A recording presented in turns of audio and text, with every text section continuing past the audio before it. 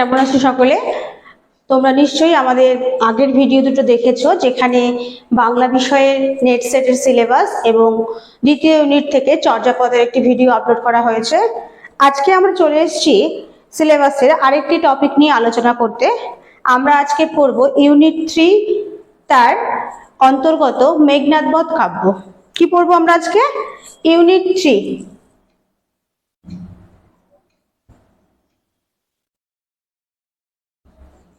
Unit 3 Meghnad বধ কাব্য।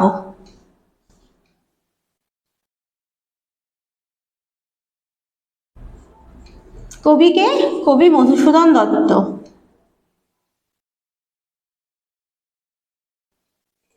এই মেঘনাদ বধ কাব্য নামটা বাংলা সাহিত্যের স্টুডেন্ট প্রত্যেকেরই একবার না একবার শোনা আছে এবং তোমরা জানো, কারণ যে কোনো ইউনিভার্সিটির MA ক্লাসে অর্থাৎ মাস্টার্সে মেঘনাদ বধ কাব্য পাঠ্য থাকে। তার কিছু না কিছু অংশ গ্র্যাজুয়েশনও থাকে এবং MA-তে এটা অবশ্যই পাঠ্য থাকবে এবং যে কোনো ইউনিভার্সিটিতেই মোটামুটি এটা পাঠ্য হিসেবে পড়ানো হয়। এবং আমাদের যে নেট সেটের সিলেবাস আছে সেখানে ইউনিট 3 যে কাব্য এবং কবিতার অংশ আছে সেখানে রয়েছে মেঘনাদ বধ কাব্য। এক্ষেত্রে কোনো নির্বাচিত অংশ নাই, পুরো মেঘনাদ বধ কাব্যটাই পড়তে হয়, তার যে 9টি স্বর্গ রয়েছে সবটাই সিলেবাসের অন্তর্গত।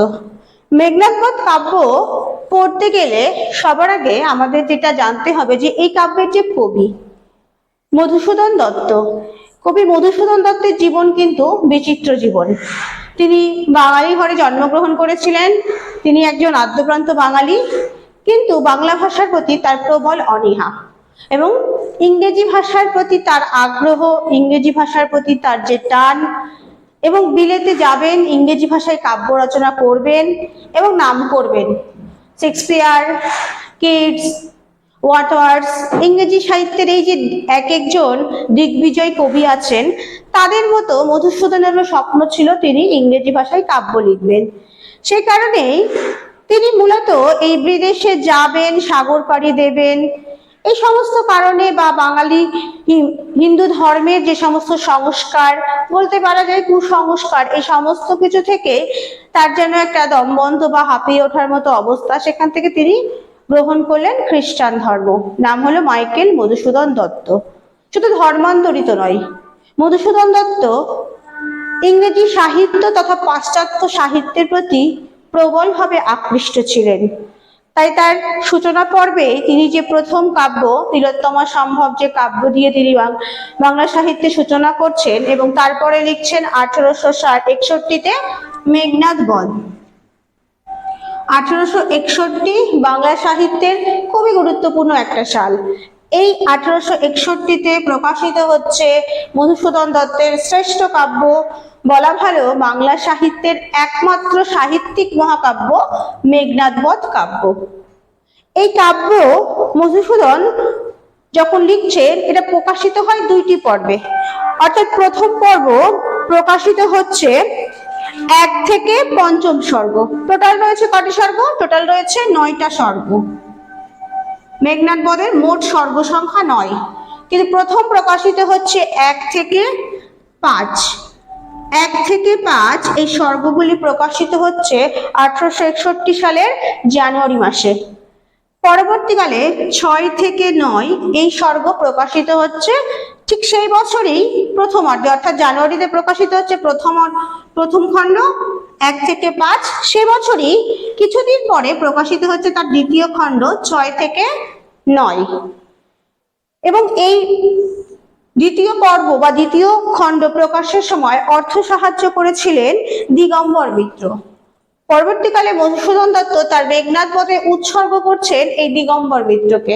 তাহলে এখান থেকে নেটে একটা প্রশ্ন হয় যে মধুসূদনের যে মেঘনাদ বধ কাব্য, এই কাব্যে উৎসর্গ কাকে করা হয়? কাকে করা হয়? দিগম্বর মিত্র মহাশয়কে। দিগম্বর মিত্র মহাশয়কে মধুসূদন দত্ত কিন্তু মেঘনাদ বধ কাব্য উৎসর্গ করছেন। এই মেঘনাদ বধ কাব্যের যে 9টি স্বর্গ রয়েছে সেই 9টি স্বর্গের এক একটার প্রত্যেকটির একটা একটা করে নাম রয়েছে। যেমন প্রথম স্বর্গের নাম অভিষেক। এভাবে 1 থেকে 9 পর্যন্ত প্রত্যেকটা স্বর্গের নির্দিষ্ট করে নাম রয়েছে। মধুসূদনের এই যে মেঘনাদ বধ কাব্য, এই মেঘনাদ বধ কাব্যের প্রভাব যদি আমরা বলি বা কাব্য মধুসূদন লিখছেন, সেই কাব্যের কার কার প্রভাব রয়েছে? মধুসূদনের মেঘনাদ বধ কাব্যে যেমন বাংলা সাহিত্যের প্রভাব রয়েছে, বিশেষ করে বাংলা সাহিত্য বলা ঠিক নয়, ভারতীয় সাহিত্যের প্রভাব রয়েছে যেমন, তেমন ভাবে কিন্তু পাশ্চাত্য সাহিত্যেরও প্রভাব রয়েছে। মেঘনাদ বধ, মেঘনাদ নামটার সঙ্গে আমরা পরিচিত হই রামায়ণ মহাকাব্যে। রামায়ণ মহাকাব্যে মেঘনাদ কে ছিলেন? মেঘনাদ ছিলেন রাবণের ছেলে মেঘনাদ, বলা ভালো তার নাম হচ্ছে ইন্দ্রজিৎ। তাহলে ভারতীয় যে মহাকাব্য, প্রাচীন মহাকাব্য, সেই প্রাচীন মহাকাব্যের একটি অন্যতম বা যে দুটি প্রধান মহাকাব্য রয়েছে ভারতীয়, তার মধ্যে অন্যতম হচ্ছে রামায়ণ।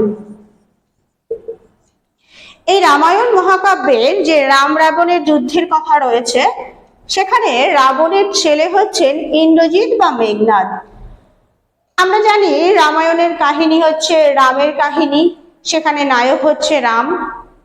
সেই রামায়ণ থেকে লঙ্কায় অবস্থিত রাম রাবণের যুদ্ধের যে মেঘনাদ, সেই মেঘনাদকে কেন্দ্র করে বা মেঘনাদের মৃত্যুকে কেন্দ্র করে মধুসূদন কিন্তু কাব্য লিখলেন, মেঘনাদ বধ কাব্য। এই কাব্যের নায়ক রাম নয়, এই কাব্যের নায়ক লক্ষণ নয়। কে?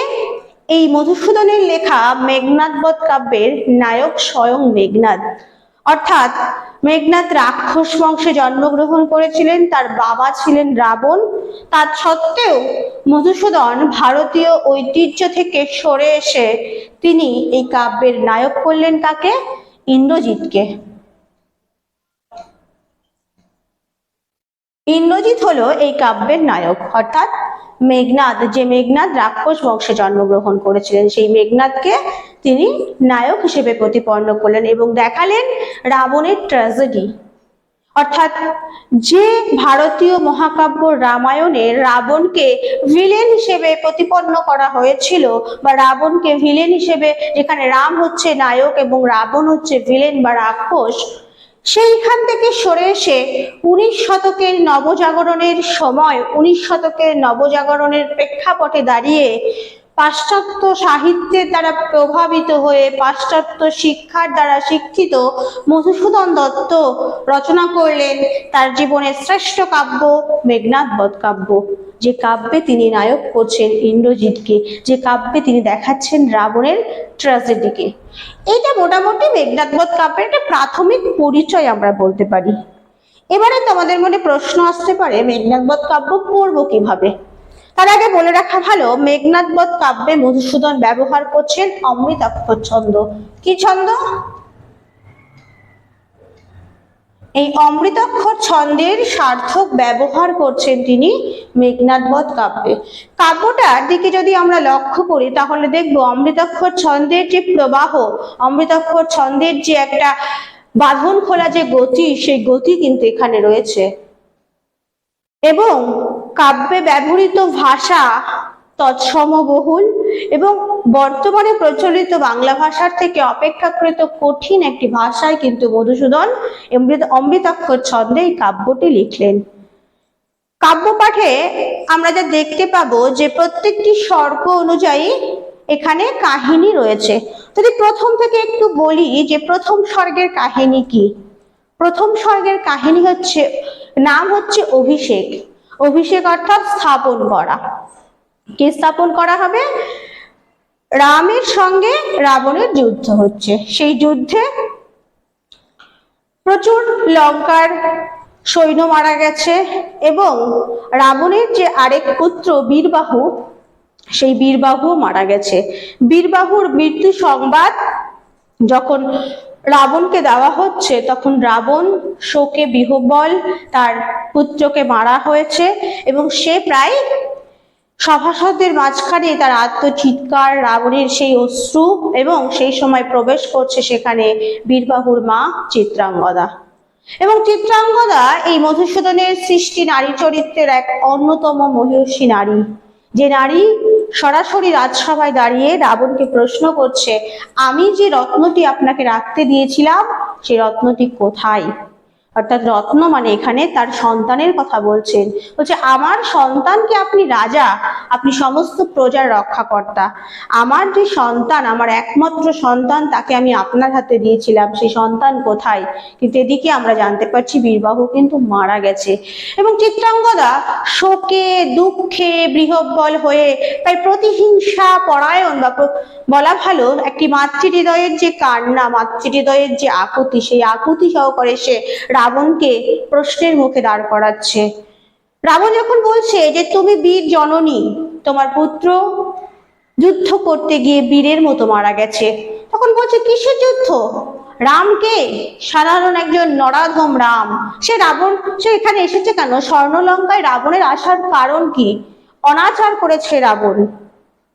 স্বর্ণলঙ্কাতে রামের আসার কারণটা কি? এই হিসেবে এই জন্য সে বলছে, চিত্রাঙ্গদা বলছে রাবণ করেছে অনাচার, সে সীতাকে হরণ করে রামকে খেপিয়ে দিয়েছে, নইলে অযোধ্যার এই একজন নরাধম রাম, তার স্বর্ণলঙ্কায় এসে কোনো রাজ্য জয়ের ইচ্ছা বা রাজ্য জয় করার কোনো উদ্দেশ্য বা কারণ বা কোনো লোভ নেই, শুধুমাত্র রাবণের অনাচারের জন্যই আজকে স্বর্ণলঙ্কার এই দুর্দশা, আজকে স্বর্ণলঙ্কার এইরকম একটা ধ্বংসপুরীতে পরিণত হচ্ছে। এই যে নারী জাগরণ, 19 শতকের নবজাগরণের কিন্তু এক অন্যতম ফসল হচ্ছে ভারতীয় নারীদের জাগরণ, অর্থাৎ নারী নিজের কথা বলতে পারছে। এই নারী জাগরণের এক অন্যতম প্রতিমূর্তি কিন্তু মেঘনাদ বধ কাব্যের চিত্রাঙ্গদা চরিত্রের মধ্যে দিয়ে আমরা পাই। তারপরে চিত্রাঙ্গদার সঙ্গে রাবণের কথোপকথন হচ্ছে, এদিকে আমরা দেখতে পাচ্ছি যে সেই স্বর্গেই ইন্দিরা অর্থাৎ লক্ষ্মী, দেবী লক্ষ্মী দেবী লক্ষ্মী যাচ্ছেন ইন্দ্রজিতের কাছে। কোথায় ইন্দ্রজিৎ আছে? ইন্দ্রজিৎ যুদ্ধ করে সে প্রমোদ কাননে তার স্ত্রী প্রমীলার সঙ্গে বিলাস ব্যসনে নারীদের সঙ্গে সেখানে সে আমোদ প্রমোদে ব্যস্ত, কিন্তু বীরবাহুর মৃত্যু খবর ইন্দ্রজিৎকে দেওয়া দরকার, কারণ ইন্দ্রজিৎ হচ্ছেন একমাত্র বীর অবশিষ্ট আছেন যাকে হত্যা করতে পারলেই বা যার মৃত্যু হলে রাবণকে হারানো সম্ভব হবে। তখন দেবী লক্ষ্মী ছদ্মবেশ নিলেন। কার ছদ্মবেশ? প্রভাসা। এই প্রভাসা হচ্ছেন ইন্দ্রজিতের ধাত্রীমাতা। সেই ইন্দ্রজিতের ধাত্রীমাতা প্রভাসার ছদ্মবেশ নিয়ে ইন্দ্রজিতের কাছে যাচ্ছেন দেবী লক্ষ্মী, এবং সেখানে গিয়ে সে যখন ইন্দ্রজিৎকে বলছে তার ভাইয়ের মৃত্যু সংবাদ, তখন ইন্দ্রজিৎ যেন আকাশ থেকে পড়ছে, সে হতবুদ্ধি হয়ে গেছে, সে হতভম্ব হয়ে গেছে, বলছে এই কি খবর, এটা কি কথা আমাকে শোনালে মাতো? যে রামকে আমি নিশাকালীন অর্থাৎ রাত্রিকালীন যুদ্ধে হত্যা করেছি, সেই রাম কি করে আবার জীবিত হয় এবং কি করেই বা সে আমার ভাই বীরবাহুকে হত্যা করতে পারে? প্রভাস তখন তাকে বলছে সে রাম হচ্ছে মায়াবী মানব, সে আবার জীবিত হয়ে গেছে এবং সে বীরবাহুকে হত্যা করেছে একথা শুনে, এবং আরো সংবাদ দেয় যে রাবণ সেনাপতির পদে সেনাপতির পদ নেবে এবং পরবর্তীতে পালকে অর্থাৎ পরবর্তী যুদ্ধে রাবণ সেনাপতি হয়ে যুদ্ধ করতে যাবে। তখন ইন্দ্রজিৎ বলে যে আমি থাকতে অর্থাৎ পুত্র থাকতে পিতা যদি যুদ্ধে যায় তাহলে সেটা বীর ইন্দ্রজিতের কাছে খুব লজ্জার বিষয়, এবং সে তখন স্থির করে যে সে তখন লঙ্কায় যাবে এবং নিজে হবে সেনাপতি পরবর্তী যুদ্ধের জন্য, এবং সে প্রস্তুত নেয় লঙ্কায় যাবার জন্য। সেই মুহূর্তে সেখানে প্রমীলার উপস্থিতি ঘটে। কে এই প্রমীলা? প্রমীলা হলো ইন্দ্রজিতের স্ত্রী প্রমীলা সুন্দরী। সে রাক্ষসী কিন্তু সে যথেষ্ট সুন্দরী এবং মহিয়সী একজন নারী। এই প্রমীলার আমরা পরিচয় পাবো পরবর্তী আরেকটি স্বর্গ, তৃতীয় স্বর্গে এই প্রমীলাকে আমরা বিস্তারিত জানতে পারবো। সে প্রমীলা আসে এবং ইন্দ্রজিৎকে বলে কেন তুমি আমাকে এখানে ফেলে রেখে চলে যাচ্ছ, এবং সে আকুতি মিনতি করে থেকে যাবার জন্য। তখন ইন্দ্রজিৎ তাকে জানায় যে আমি যাচ্ছি না, আমি আবার ফিরে আসবো, আমি যাব, যুদ্ধ করব, রামকে হত্যা করব এবং আমি আবার তোমার কাছে ফিরে আসবো। যে বন্ধনে তুমি আমায় আবদ্ধ করেছো সেই বন্ধন থেকে আমার বেরিয়ে আসা কিন্তু সম্ভব নয়। এভাবে প্রমীলার কাছ থেকে বিদায় নিয়ে ইন্দ্রজিৎ তার রথ নিয়ে উদ্দেশ্যে রওনা দেয় লঙ্কার দিকে, লঙ্কার উদ্দেশ্যে রওনা দেয় এবং সেখানে গিয়ে সে রাবণের সঙ্গে তার সাক্ষাৎ হয় এবং সে রাবণকে বলে পিতা আমি থাকতে আপনি কেন যুদ্ধে যাবেন, আমি সেনাপতি হব এবং রাবণ তাকে জানায় যে হ্যাঁ তুমি যুদ্ধ করবে, তার আগে নিকুম্ভিলা যজ্ঞাগারে গিয়ে যজ্ঞ করো, কারণ আজকে সূর্যের অস্ত চলে গেছে, আজ আর যুদ্ধ হবে না।